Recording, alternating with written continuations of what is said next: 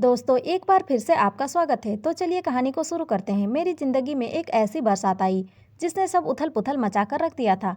अभी मैं इसके बारे में सोचती हूँ तो डर कर कांपने लगती हूँ। हमें गांव से वापस आए हुए 3 महीने हो गए थे। मेरी तबीयत बहुत खराब हो गई थी। मेरी माँ मेरी हालत देखकर ना जाने क्यों परेशान हो रही थी। वह मुझे लेकर अस्पताल चली गई। एक लेडी डॉक्टर के पास मुझे लेकर गई। वह मेरा चेकअप करने लगी थी। लेडी डॉक्टर के चेहरे पर भी परेशानी नजर आ रही थी। उसने मुझे कुछ टेस्ट करवाने के लिए कहा था। हम टेस्ट करवाकर रिजल्ट का इंतजार कर रहे थे। रिपोर्ट आते ही उस डॉक्टर के पास आ गए। डॉक्टर उसे देखते ही परेशान होने लगी और कहने लगी, आपकी बेटी तो माँ बनने वाली है। यह बात सुनते ही मेरी माँ के चेहरे पर घबराहट नजर आ रही थी। मेरी माँ बोली, मेरी बच्ची तो बिल्कुल नादान है। वह और लड़कियों की तरह नहीं है। 15 साल की है मगर उसका दिमाग बच्चों जैसा है। इन सब चीज़ों के बारे में नहीं पता। फिर ऐसा कैसे हो गया। डॉक्टर भी काफ़ी सोच में पड़ गई। उसने कहा, आपकी बेटी से घर जाकर सब पूछे, उसके ऊपर गुस्सा ना करे। सब कुछ प्यार से पूछे तो शायद आपको पता लग जाएगा कि बच्ची का बाप कौन है। मेरी माँ मुझे वापस लेकर आने लगी थी। ऑटो में बैठी बैठी आंसू बहा रही थी। माँ ने कहा, बेटा तेरे साथ बहुत बुरा हुआ है। तुम माँ बनने वाली हो और हमें यह मालूम नहीं कि बच्चे का बाप कौन है। मैंने कहा, माँ बनना बुरी बात है क्या। माँ ने कहा, बुरी बात नहीं है, लेकिन यह सब शादी के बाद होता है। तू तो खुद ही बच्ची है और बच्चों को कैसे संभालेगी। अब माँ की बात सुनकर मेरी आंखों में आंसू आ गए। यह दुनिया मुझे बच्ची समझती है, पर क्या मैं सच में बच्ची हूँ या बड़ी हो चुकी हूँ। कहीं ऐसा तो नहीं लोग मुझे बच्ची समझते हैं और मैं अंदर ही अंदर बड़ी हो चुकी हूँ, बहुत समझदार हो चुकी हूँ, तभी माँ बनने वाली हूँ। क्योंकि माँ बनने की खुशी तो बच्ची को नहीं मिल सकती, समझदार इंसान को ही मिल सकती है। मुझे उस लड़के ने समझदार बनाया था। उस दिन डर की वजह से मेरे पाँव कांपने लगे थे। बहुत तेज बारिश हो रही थी। नदी में तूफान आ चुका था। मैं बेतहाशा दौड़ रही थी, लेकिन तभी दौड़ते हुए उस लड़के से टकराई थी। बारिश ने मेरे शरीर में आग लगा दी थी। मैं उसके शरीर से बिल्कुल चिपक गई थी। पहले तो वो मुझे देखता रहा, लेकिन फिर बेकाबू हो गया और फिर मुझे पेड़ के पास उठाकर ले आया। मुझे चूमने लगा। मैंने कहा, ऐसा मत करो, मैं बच्ची नहीं हूँ। उसने कहा, चलो आज तुम्हें बड़ा कर देता हूँ। और फिर 3 महीने पहले गर्मी की छुट्टी में लोग कहते हैं तुम्हारा दिमाग तो बच्चों जैसा है, तुम्हारे अंदर बिल्कुल भी बुद्धि नहीं है। सारे बच्चे मेरा मजाक उड़ाते। मेरा कोई दोस्त था ना साथी। 15 साल की हो चुकी थी। मेरी माँ का सपना था कि मैं 10वीं तक पढ़ाई पूरी करूँ, पर अब मैं 8वीं में ही थी। मेरी माँ मुझे घर का कोई काम नहीं करवाती थी, कहती थी तुमसे नहीं हो पाएगा। जबकि मेरी दीदी और बहन मेरी माँ की मदद करती थी। मैं छोटे मोटे काम ही करती थी। कभी खाना बनाना या कोई बड़ा काम मेरे समझ में नहीं आता था। शायद मैं दूसरों से अलग थी और इस वजह से यह जमाना मेरे साथ ऐसा बर्ताव करता था। जब छोटी थी मैं बोलती भी नहीं थी। बड़ी मुश्किल से इलाज के बाद मैंने बोलना शुरू किया था, पर मेरे अंदर भी जज्बात हैं। कोई मेरी बेइज्जती करता है तो मुझे बहुत बुरा लगता है। मैं बता भी नहीं पाती हूँ कि मैं कैसा फील कर रही हूँ। हमारे स्कूल में गर्मियों की छुट्टी हो गई थी। हम बहनें घर पर ही थी।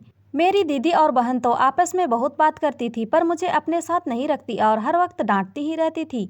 मेरी माँ ने कहा, हम सब गर्मी की छुट्टी में नानी के घर जा रहे हैं। यह सुनकर मैं बहुत खुश हो गई। शहर में रहते रहते बोर हो गई थी। यहाँ तो मुझे कोई भी प्यार नहीं करता। मैं दूसरे जहान में जाना चाहती थी।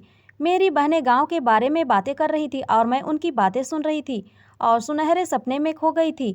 शायद इस गांव में ही मेरी मंजिल है। शायद यहाँ की मिट्टी मुझे भा जाए, वहाँ मुझे अजीबोगरीब चीज़ देखने को मिले। बहुत सारे विचार थे मेरे मन में। मेरी माँ तीनों बेटियों को लेकर ट्रेन में बैठ गई थी। मेरे पापा काम की वजह से गांव नहीं जा सकते थे। पूरी गर्मी की छुट्टी हम गांव में ही बिताने वाले थे। मैं बहुत खुश थी। उन लोगों ने मुझे खिड़की के सामने बिठा दिया था, वरना मैं परेशान हो जाती थी। मैं खिड़की से बाहर का नज़ारा देख रही थी और खुश हो रही थी। कभी कभी अपना हाथ भी बाहर निकाल देती तो मेरी दीदी डांटने लगती थी और मेरा हाथ अंदर कर देती, कहती, बाहर हाथ रखोगी तो हाथ कट जाएगा। यह सुनकर मैं डर जाती और अपना हाथ अंदर कर लेती। मेरी दीदी मुझसे 3 साल की ही बड़ी थी और मेरी बहन मुझसे 4 साल की छोटी थी, पर वह लोग मुझे बच्ची बच्ची ही कहते थे। मेरी बहन भी मुझसे ऊंची क्लास में पढ़ती थी। यह मेरा 8वां का आखिरी अटेम्प्ट था। अगर मैं पास नहीं कर पाती तो स्कूल से निकाल देते। मेरी माँ कहती, घबरा मत मेरी बच्ची, तुझे घर पर ही रहकर तुझे पढ़ाऊंगी। यह सब सुनकर मेरा मन उदास हो जाता। हम अपनी नानी के घर पहुंच चुके थे। वहां आते ही मैं बहुत खुश हो गई थी। इधर उधर घूम फिर रही थी, खेत खलिहान देख रही थी। तभी मेरी नज़र वहां एक आदमी पर पड़ी। मैं उसके पास चली गई। वह मुझे बड़ी हैरत भरी निगाहों से देख रहा था। मैंने उसे कुछ ऐसे सवाल किए, ना जाने मुझे अजीब तरीके से देखने लगा। पता नहीं क्या सोचने लगा था। फिर कहा, जाओ यहाँ से पागल लड़की। उसकी बातों से मुझे बहुत गुस्सा आ रहा था। मैं उस पर गुस्सा करने लगी थी, तभी सामने से एक नौजवान लड़का आ गया। कहने लगा, क्या बात है, शोरगुल क्यों मचा रहे हो? वह आदमी उस नौजवान लड़के को कहने लगा, यह लड़की पागल है, मुझसे पूछ रही है बत्तख के 4 पैर क्यों नहीं होते? अगर 4 पैर होते तो कितनी आसानी से चल पाती। अगर नौजवान लड़का मेरी ओर देखा और फिर कहा, आपको ऐसे इसे पागल नहीं कहना चाहिए।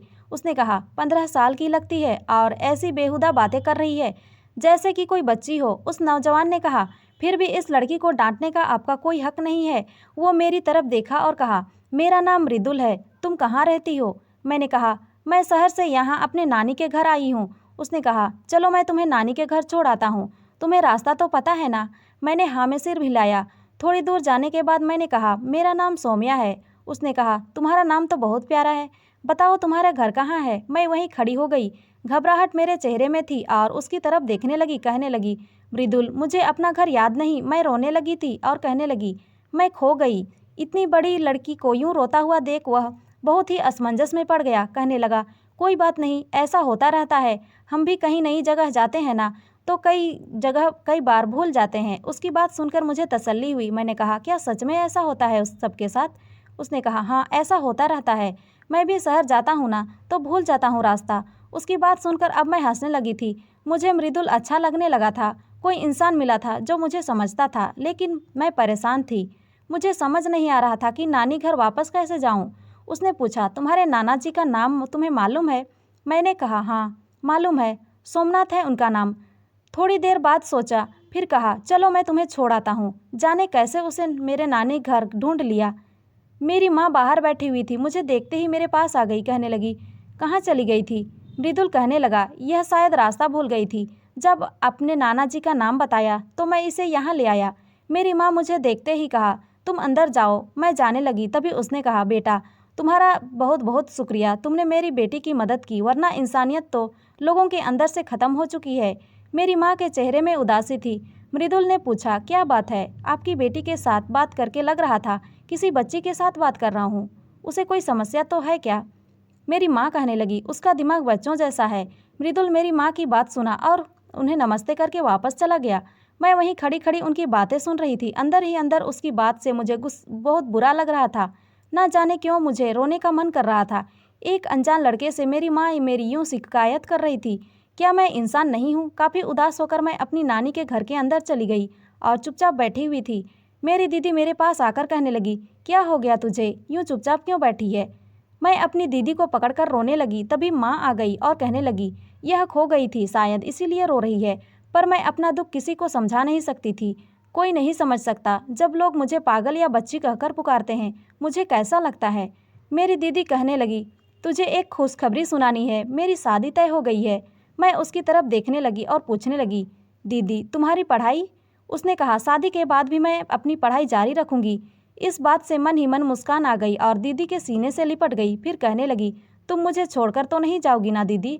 उसने कहा, पागल, लड़कियां शादी के बाद घर छोड़कर चली जाती हैं। ना जाने क्यों इस बात से मुझे दुख पहुंचा। मैं रोने लगी। उसने कहा, रो मत, मैं तुमसे मिलने आया करूंगी। तुम्हारा जब भी मन करे मुझसे मिलने आ जाना।